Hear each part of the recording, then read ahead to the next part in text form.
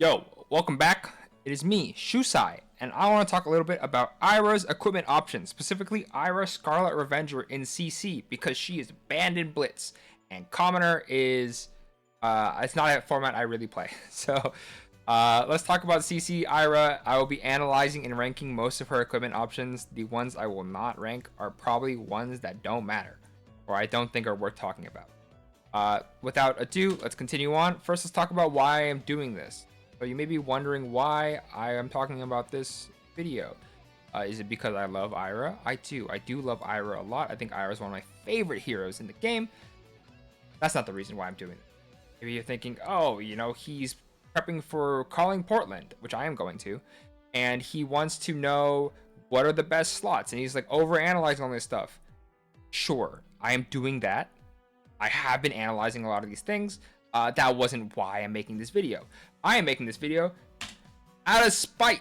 Yes, I said it. I am making this video out of spite. Why you may ask? It's because I got in a I was talking about Ira's equipment and stuff last week, and I said that a bunch of these things. You can read it if you want, but basically that doesn't really matter. What matters is that somebody down there said breaking scales is great, and somebody else gave it a thumbs up.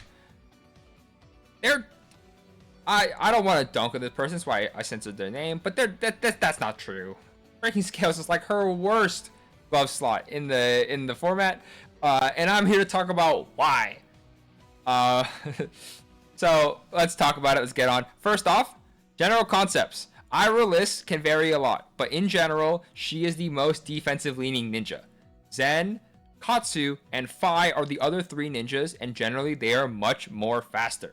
Zen and Katsu like to do combos, do cool things, tutor cards, do all these fun stuff.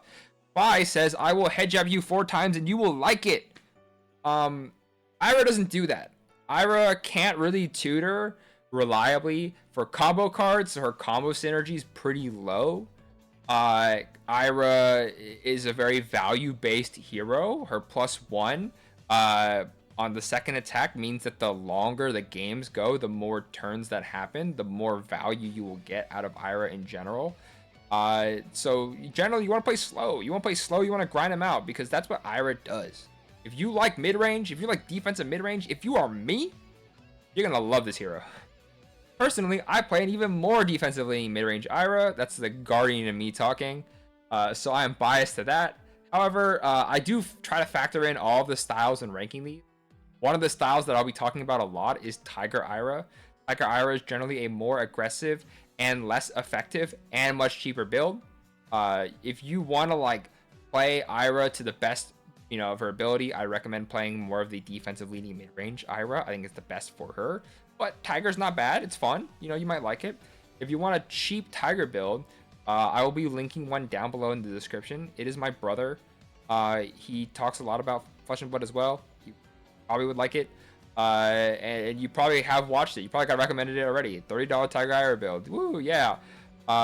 Go check it out if you are interested in Tiger Ira, and especially if you're here and you're new and you're on a budget. Not bad at all. But let's continue on. Ninja does not have great defensive equipment. She doesn't. Ira doesn't. And that sucks, because Ira likes to block and be defensive. If you look at the defensive equipment, or just the fridge that Ira has versus the fridge that Bravo, Betsy, KO, Dorinthia, all these other heroes have, you'll be very disappointed. It kind of sucks. So because of that, Ira's equipment is usually for a tempo or resource advantage first, and a block second. Also, I will add here, I didn't write this down here yet, but block 2 is better than block 1. Block 1, it's whatever. Block 2 will help you block more breakpoints, combine a 2 and a 1, right, together, and then you can get 3 block, which combined with a 3 block card means you're blocking 6. If you're blocking 6, that blocks a CNC, right? Things like that. So if I talk about block 1s, generally I don't value block 1s that much. I value block 2s a lot more. Her arm slot is also, because of this, generally her least useful slot. A lot of somewhat subpar options, because they're blocking 2.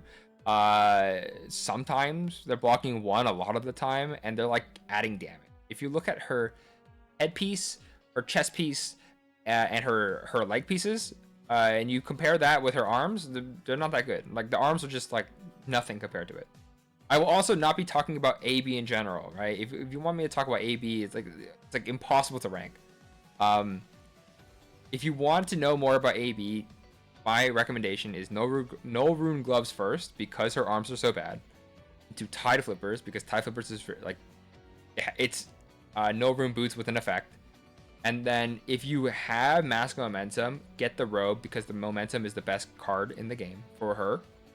And if you don't have Mask of Momentum, take the hood, keep whatever chest piece you have.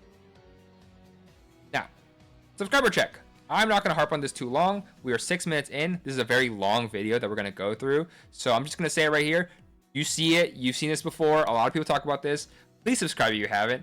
I like it. I think people help me out. I like the support a lot of people give me. Let's get it done.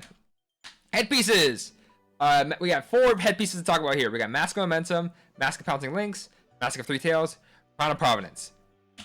Mask of Momentum. This is the GOAT. This is the best equipment slot for Ira in the game. If you like Ira and you have any inkling of, I want to play Ira, I want to start playing Ira, where do I start? What do I buy? Get this card. This card is so good, man. The only reason you run anything else is because you don't have this headpiece, right? If you're running any of the other 3 options, it's because you don't have Mask of Momentum, and at the moment, you don't want to buy it. It plays so well with her slower pace and her lack of combo synergy, okay? The momentum drawing a card is like drawing cards is just such a strong effect. And the fact that you don't need anything, like the other headpieces are like not that good on her right now, and she wants to play slow games. You know, the threat of drawing a card every turn matters so much more the more turns there are. So you want to use this. It's good. This plus the 2 Kodachis that you'll be throwing every turn means your opponent's going to have to block poorly. Either they will block the last attack, which gives you some like combo tricks to like go over any of their defensive options, or they're going to block the second Kodachi and just take whatever third hit you're going to throw at them. This is easily S tier. This is my highest priority pickup. Like I said, if you have any idea of playing Ira, if you're like, I love Ira, I don't know where to start, get this card. This card's so fucking good. But if you don't have this card, let's talk about other options. We got Mask of the Pouncing Lynx. Mask of the Pouncing Lynx is a solid budget pick if you're trying to play a bit more aggressive. Generally, this means if you are playing Tiger Ira. The main purpose of this is to grab Salt the Wound for 6 damage and force them into the 1 to 3 life Kodachi range. Salt the Wound is a 2 attack yellow card that gets +1 for every hit that is landed this combat chain. So you can do like Kodachi for 1, Kodachi for 2, Flex Claws, Crouching Tiger, something else, Crouching Tiger, yada, yada. And then at the end, you're going to hit them, and then you're going to grab Salt the Wound and swing for like 6 or 7. It's really good. What is the 1 to 3 life Kodachi range, you may ask? It is the best position for Ira to be. Ira's whole goal is to put you into this spot. If you're at 1 life specifically, every Kodachi threatens lethal. And that's pretty bad, because that means you have to respect not just 1 Kodachi for the mask, but both Kodachis for the lethal. So if I'm playing Ira and you're at 1 life, I can do Kodachi for 1, Kodachi for 2, and then Censor for 5, or Bingo for 5, or Critical Strike for 5. That alone will take 4 cards out of their hand. They got to block 1 for the first Kodachi, 1 for the second Kodachi, and then 2 for the last hit. If they had to do that every turn, they can't fight back. And that's such a good spot for you to be in. While also having 2 cards to like block with if they end up actually having some ability to fight back. It's just so good. Get them in this range anytime, and Pouncing Lynx helps you do that. The biggest problem with Pouncing Lynx is that it's a one-time use. Not that great for Ira, who likes long games. Like I said, momentum gets so much better the more turns you have. Mask of Pouncing Lynx gets better the less turns you have. It blocks 2 in a pinch, but you can't do both, right? You can either crack it for the Pouncing Lynx 1 time, or block with it 1 time. That's 2 turns that this is, or 1 turn that this is useful, and 2 options. It's not, otherwise it's like whatever. I would say this is a B tier pick. I think it's solid on a budget. It's not the best choice overall, and I think it's also kind of niche. So B tier is not bad. Now we have Mask of Three Tails. Mask of Three Tails is also a good budget pick. But this one's more so for the slow mid-range gamers. If you cannot use Pouncing Links, don't use it. Use Three Tails instead. This is essentially a one-time use Mask of Momentum that you don't need to hit 3 times in a row with. You just need to hit 3 times in general. Although this is a one-time use, the existence of this is much more threatening than the existence of Pouncing Links. If I'm playing against Pouncing Links, I'm not really caring about it. Maybe a little bit for the Salt the Wound, but like, it's whatever for the most part. 6 damage is 6 damage. 3 Tails is much more important because, like I said, card draw is very strong. It also does not block 2, which is a big feels bad, right? At least with Pouncing Links, you can do one or the other. With 3 Tails, you are kind of just locked to 1. Is what it is. I call this B tier as well. I think generally it's worse than Pouncing Links, but it's also much less niche, and it can fit in more builds, especially the slower builds, right? And then we have Crown of Providence. Now you may be wondering, why is this card in the game, or why do I have it here? I said that you should be running Mask of Momentum all the time unless you cannot afford it. And Crown of Providence, as of right now, costs almost 2 times the amount of Mask of Momentum. The reason why I have it here is because it is better than both Pouncing Links and 3 Tails, but you shouldn't buy it. The blocking 2 is really good for Ira, right? Blocking 2 is nice. It can also cycle a blue that you threw in an arsenal. I will talk about this a little bit more later, but oftentimes, let's say you know, draw a card from some effect, whether it's the Mask of Momentum, whether it's Snatch, whether it's Strike, etc. You're oftentimes going to be drawing a blue, and you're going to be arsenaling a blue a lot, and it kind of sucks. It feels really bad when you arsenal a blue and draw a full red hand. Crown of Providence can help with that. It can help you cycle out that blue, maybe draw another blue. So it's not terrible. Pretty good card. But like I said, the reason you should not buy this is because it costs double the price. If you don't have either card and you say, I want to build Ira, you should buy the Mask of Momentum instead. The only reason I say you should run this is if you already have Mask or Crown of Providence from a different card or from a different hero. Let's say you played Dorinthia before. You have Crown of Providence from there. Let's say you played Bravo or you played whoever, and you have this card, run this card. It's better than the other 2 options, and until you get a Mask of Momentum, it's fine. But if you have the whatever dollars currently Mask of Momentum costs when you are watching this video, and you have that to spare, buy that instead. Don't buy this. Don't buy this card. It's not that good. At least in this hero. So this is our hat tier list. A tier for the Crown of Providence. I didn't mention that, but A tier for the Providence, S tier for the Mask of Momentum, and then the B for the rest. Moving on. Let's talk about the arm slot. We got a lot of arms to go through. Like I said, lock in. This is a long video. Long fucking video. We got all these. Let's get on with it. Tiger Stripe Shuko. Technically, this is one of her best arm pieces, but it's also not a necessity to have. Quite frankly, it is garbage. The sole purpose of this card is to have an unconditional block 2. Unconditional block 2 is pretty darn good for Ira. Like I said, you want to use this plus either your tunic or shoes that block 1 to block a CNC with like a 3 block card, right? So that's pretty good there. Like I said though, oh, not like I said. Like I said, you will rarely be able to use this ability. Double strike sometimes if you are playing against Enigma, or maybe you have a random blue go again or something like that. Sure, you'll be able to use it there. However, like I said, it's blocking 2. You're blocking 2 with this. That being said, we'll talk about it a little here.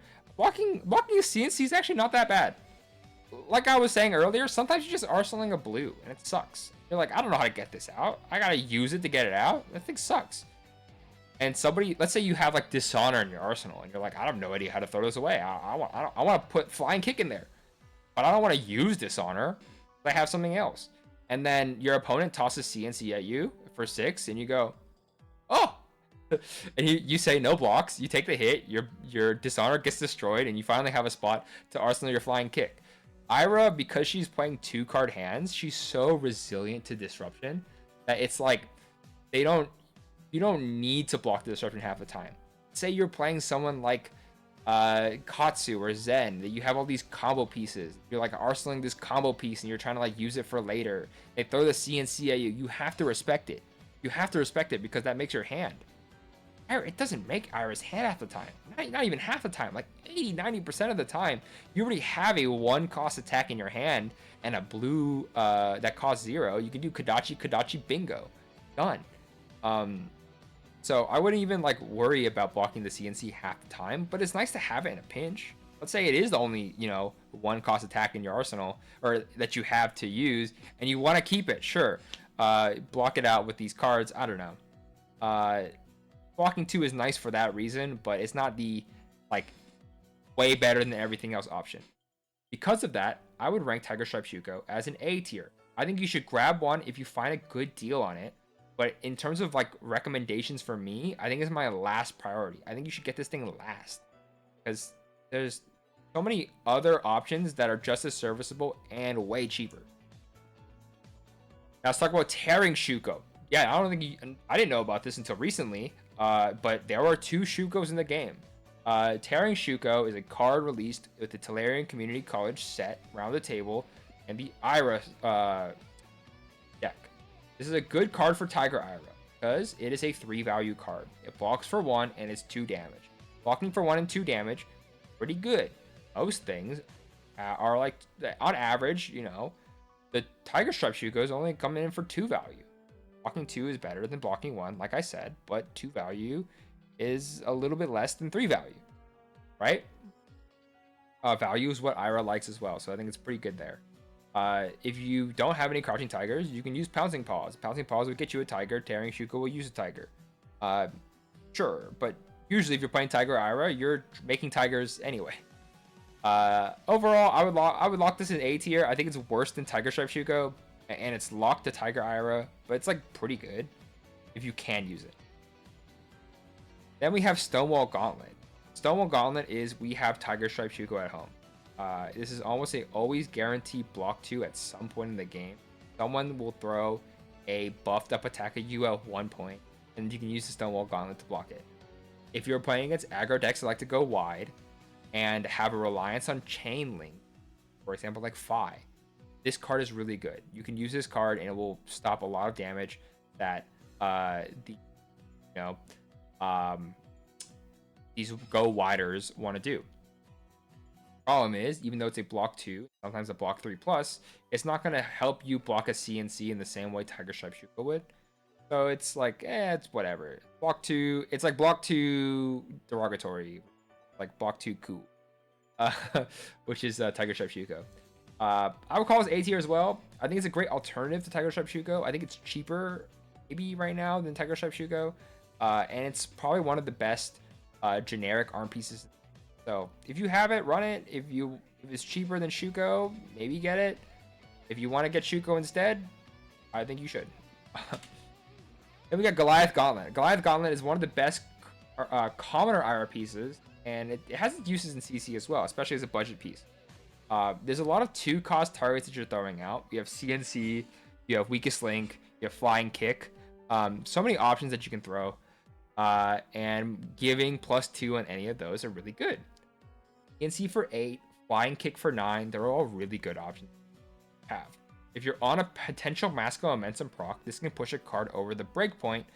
However, I want to mention here, it's an action, so it will break the chain. So if you are planning on using this on a breakpoint, you want to throw it, you want to activate it before you start swinging the Kodachis. So they will know ahead of time. But regardless, it's still pretty good. Downside is it doesn't block for anything, which kind of sucks. But like I said, breakpoints on cards that already have innate disruption are really good. And nobody can argue with a Flying Kick for 9. Flying Kick for 9 is just so strong.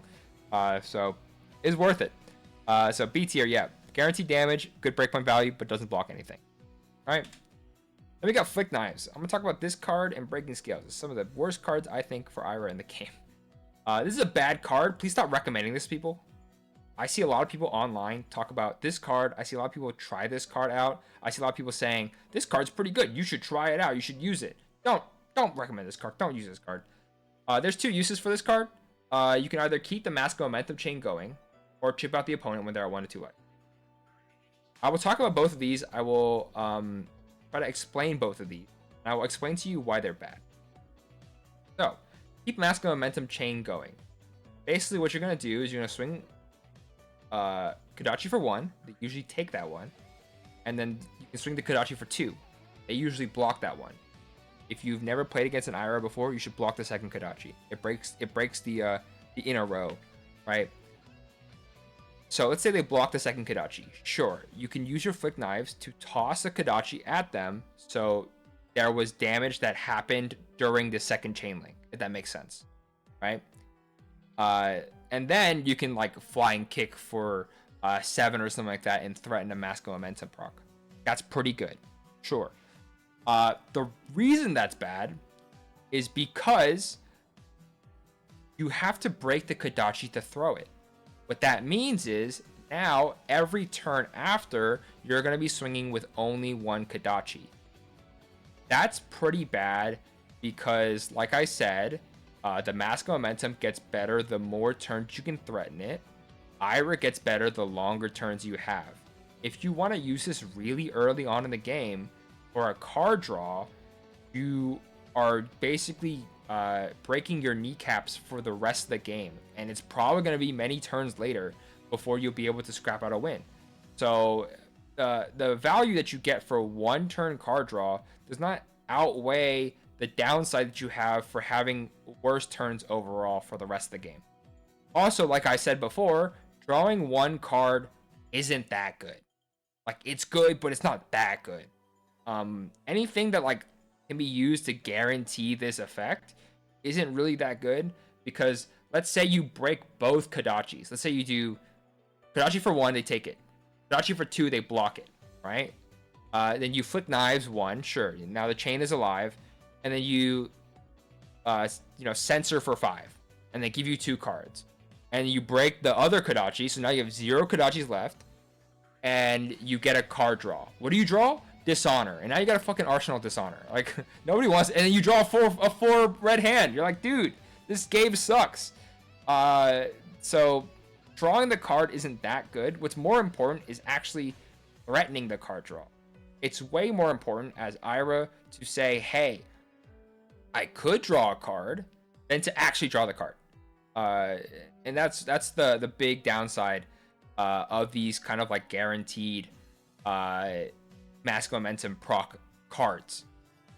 You're gonna draw a card, it's gonna be Dishonor, and you're like, wow, I burned so many resources for fucking Dishonor. So yeah, the Mask Momentum thing is nothing. Chipping out the opponent's also useless, because sure, if they're at 1 to 2 life, they're dead.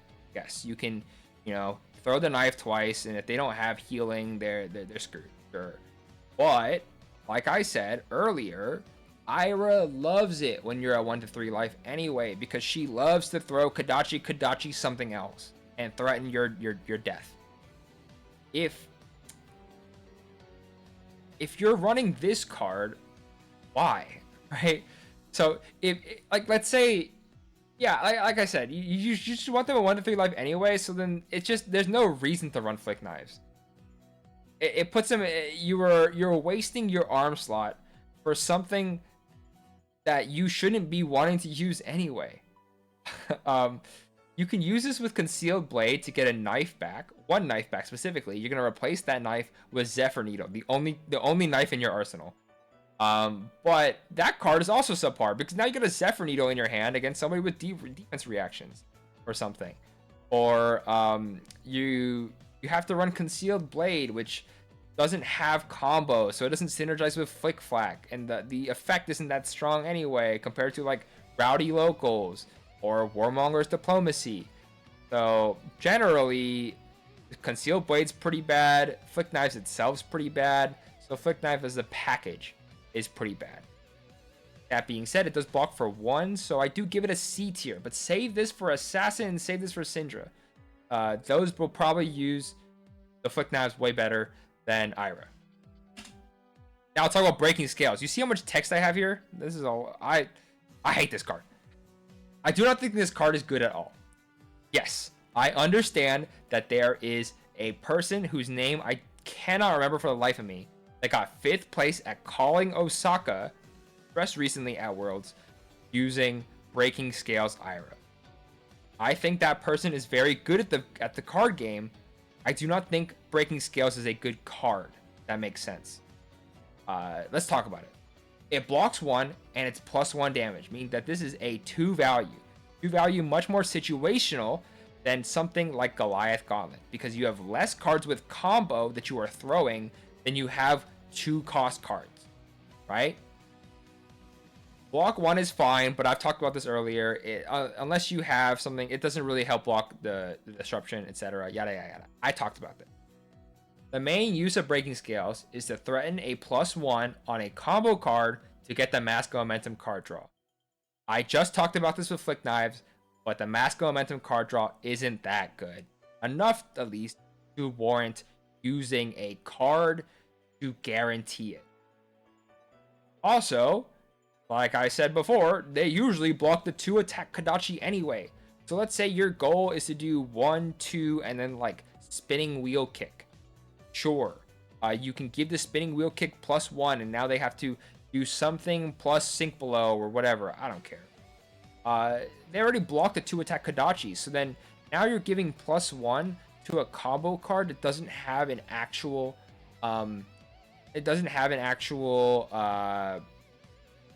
on-hit effect behind it. I think the only on-hit effect that really matters is Winds of Eternity. If you're running 100 Winds, you do like a lot of 100 Winds and you do Winds of Eternity to shuffle it all back in. Sure, you want to have the +1 on that, but it's such a niche situation that it's not that good overall. Your combo targets are usually either 1, 2, 4, or 5 attack. So giving it +1 isn't that good because you're not really hitting those breakpoints like I was talking about earlier, right? If there was a combo card with 3 attack or a combo card with 6 attack, sure, this would be a much better card. But otherwise, this effect's kind of useless. +1 damage is like nothing. And I talk about the card draw. You're just going to get a blue. You can get Dishonor. You're going to Arsenal it. It's going to feel really bad. And you're like, wow, why did I bring this card in the first place? Overall, this is a C tier card. I don't think it's unusable. You know, like I said, the guy whose name I totally forgot. I'm so sorry, man. He won with it, you know, using the breaking scales. But I just still think it's one of the worst options you can get. Sure, if you're on a budget, you can use this, but I think if you're on a budget, you can just run Goliath Gauntlet or Tearing Shuko instead, and those would be so much better, right? Now let's talk about Vambrace of Determination. Vambrace of Determination is a tech card for Enigma, which can be a pretty tough matchup for mid-range Ira. Enigma likes to eat mid-ranges alive. Mid-range Ira likes to play mid-range, so obviously she kind of struggle into Enigma. You can use this with Kodachis to threaten and kill some wards. It's pretty good. But overall, I think it's like kind of good only. It makes the matchup more even than anything, more palpable for Ira, but it doesn't really swing the matchup heavily in Ira's favor. I think you have other cards to really help you win the matchup other than Vambrace's Determination. The one that I'm really thinking of is Double Strike and Tiger Stripe Shuko. The Shuko isn't necessary, but it helps a lot. But Double Strike lets you go really wide and clear a lot of wards really fast. So I would recommend using that instead. The only time I would say use Vambrace's Determination is if you only have 1 slot for Enigma Tech in your sideboard. Double Strike requires a 3 of to be really effective against Enigma and help you win that matchup. Vambrace's Determination requires a 1 of slot, and that helps you stay even in the matchup. So, you know, I would... Depends on how many slots you have. Maybe run this, maybe don't. E tier. Right? There's our arms tier list. As you can see, nothing's really S tier, right? I don't think anything is a cut above the rest. But they're solid. They'll have their own reasons. Maybe, I don't know. I don't run Flick Knives and Breaking Scales unless you have none of the other options. I don't know. Let's talk about Chestpieces. We have Tunic, we have Cross Strap, we have Blood Scent, and we have Blazing Yoroi. Let's get on with it. This video's already happening a long time already. Final Spring Tunic. Quite frankly, the GOAT is one of the big two, I would say, of Ira's equipment pieces. Maybe big three if you count the third one I'm about to talk about later in the shoes category. But this plus Mask Momentum are so strong together. Oh my god. It helps curve out a lot of hands. Like I said, Ira gets better the more turns that you have. The longer the game goes, the better Ira is because that +1 will stack infinitely. The more turn, as long as you have turns. Tunic is so much better the more turns you have as well. If you can get like 2 to 3 energy or like resources from the Tunic, Tunic is the best card in the game. And Ira wants to go that distance, right? You will most likely be proccing Tunic 3 to 4 times every game, if not more. The resource will help with a lot of hands, particularly if you want to go a little bit wide. Let's say you do Dachi Kadachi Spinning Wheel Kick Sensor. That's a 4 resource hand. You need 4 resources. Tunic will help you get that 4th resource. If you want to do Kadachi Kadachi Flying Kick, you need 1 resource. Tunic will help you get that resource, etc. You almost always have a way to use the resource when it comes up due to the nature of the deck. Sometimes you might have to wait a turn or not, but regardless, like almost right away you're going to be using this Tunic. Also, it blocks for 1 in a pinch. Let's say you're near the end of the game and you know they're at like 1 or 2 life and they hit you with something and you're like, I might die. Throw the Tunic in there. Throw the Mask of Momentum in there. Now they're at the 1 to 3 life range. It doesn't really matter that you have Tunic. It doesn't really matter that you have Mask of Momentum. You just want to keep hitting them with the, the 1-2-5 combo and they'll just die. Guaranteed S tier. One of my favorite cards in the game. One of my favorite cards for Ira. Get this if you can, man. This card's so good. Heart and Cross Strap. This is one of the best budget options for Ira. I think this is the best in-slot chest piece for Commoner Ira as well. You might be asking about Blood Drop Brocade, which I do not have on here because I just think it's a worse Heart and Cross Strap. The reason why is because Heart and Cross Strap is essentially 2 resources. Really good. It works really well with Snapdragon Scalers or 1-cost Go-Agains. You can do like 1, Kadachi, Critical Strike, crack the Snapdragon Scalers, Heart and Cross Strap into like Brutal Assault or Humble or any of these cards that like really help you force damage. It also works really well with Goliath Gauntlet. You can use Goliath Gauntlet and Heart and Cross Strap to target the same attack and explode with a lot of damage all at once. Flying Kick for 9 that costs 0, pretty good. However, like I was saying before, if you're using this with something like Flying Kick, make sure you crack the Heart and Cross Strap at the beginning before you attack, because otherwise the action will break the chain. That is one of the reasons you would use Blood Drop Brocade instead, because it didn't. But even then, I don't think it's that worth it compared to the power of 2 resources. 2 resources is big, man. A tier. I think if it blocks something, would be much better, but is what it is. Blood Scent. This is a Tiger Ira budget option. Use this instead of Heart and Cross Strap if you think you're playing Tiger Ira. Battle Worn 1 is great because you can block with this and save the resource from it. You will be attacking with Crouching Tigers very often, very much and very often, so it's not like you will not have a place to run this ever. Instant means it doesn't break the chain when that matters. Like I said, you can play around it with Heart and Cross Strap, but it's nice to randomly throw a Flying Kick when they're least expecting it. Sure. The only problem this is locked. The only problem is this is locked. It's Tiger Ira builds only. You cannot run this with another build. Generally, you don't want to run this with another build. You can. It's way too hard to work around it. So only really run this if you're running a Tiger Ira build. But Battle Worn 1 plus 1 resource is not bad at all. I would rank this A tier, but niche. Makes sense. And then Blazing Your Roy. This is a meme. Do not play this card. Applications are so small and it's not worth it compared to the resource curving that the other 3 options give. Sure, you can block for 5 once. Don't run this card. The only reason it's up here is because I saw somebody online say Blazing Your Roy. Ooh, spicy tech. It's not spicy tech. It is lukewarm. It is sauceless. It is hoeless. Don't play this card, man. This card's so fucking bad. It is worse than Breaking Scales. I can't believe that there's a card worse than Breaking Scales. But this is it. This is the card. This is unusable. Don't run this. F- tier. And this is a chess piece tier list. This is where we are. Pretty good. Keep going, keep going, keep going. We got 3 leg pieces to talk about today. We got Snapdragon Scalers, Pouncing Paws, and Breeze Rider Boots. Let's continue. Snapdragon Scalers. This is an incredible card if you have consistent ways to use it, no matter the hero, right? Ira has very consistent ways to use this. Ira has so many different 0 cost and 1 cost targets. This will allow her to explode with wide turns when she needs it. Ira traditionally doesn't have great wide turns, but using something like Snapdragon Scalers can help you really go wide one time when it really matters. You know, Snapdragon Scalers works really well with something like Enlightened Strike. E-Strike, draw a card, break the Snapdragon Scalers, give it go again. That's really good. You know, Snatch. You can throw Snatch at them. You can Snapdragon Scalers even if they block it out, and then swing back with like Flying Kick. Really strong card. This card is so good. I like it a lot. It pairs really well with your resource generating chess piece because you can do, you know, Kodachi, 1 cost, like Bingo or something like that, or Censor. Practice Snapdragon Scalers and do it again, right? Now it's like, oh shit, how do I block both of these? The one downside is that it doesn't block anything. It doesn't block 1, which kind of sucks because, like I said, you want to block the CNC with like the shoes and Tiger Stripe Shuko, but realistically, it's not that bad because the disruption is not that not worrying enough for Ira.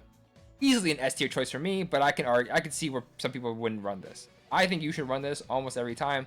I tried running other pieces for a while, and I just kept finding myself going back to Snapdragon Scalers because it's the GOAT. This card's so good. Pouncing Paws. This card synergizes well with the Tiger build, but it's not that great outside of it. It's on-demand Crouching Tiger, which means more flexibility with your Tiger lines like Chase the Tail, Ball and Key, etc. Blocking 1 is good with the Shuko to help stop disruption. You know, it's like whatever. I think the flexibility from Snapdragon's Go Again is generally better than Tiger combo that Pouncing Paws gives you. The 1 block doesn't usually make up for this. I think it's an A tier card. It's not an amazing card, but it has its niche. I think Snapdragon Scalers is better, but I could see if you're like, hey, I'm running Pouncing Paws for a specific reason. Sure, Tiger Ira mainly. And then we have Breeze Rider Boots. This is basically Pouncing Paws if you don't have a Tiger Shell. You're mainly running this for the block 1. The problem is, Ira doesn't really rely on combo lines, and the combo cards that she runs usually already have Go Again. Spinning Wheel Kick is the big one. 100 Wins is another big one. You're going to be running these cards because they have Go Again already. You don't need to use Breeze Rider Boots to give them Go Again, right? Also needs to hit with a Ninja Attack action card, which makes it kind of hard to reliably pop. You can pop it like on a nice like explosive turn. Let's say you toss like Mauling Key at them or something like that, and they just block it out. And you're like, well, I can't give it Go Again. Whereas you can use something like Snapdragon Scalers to give it Go Again in the set. You mainly use this to block out CNC with Shuko, etc., or dump a full blue hand in a pitch. Let's say like, you know, you have a full 4 blue hand. You like Kodachi into Dishonor, and they're like, I'm not blocking. I'll like take this Dishonor, sure.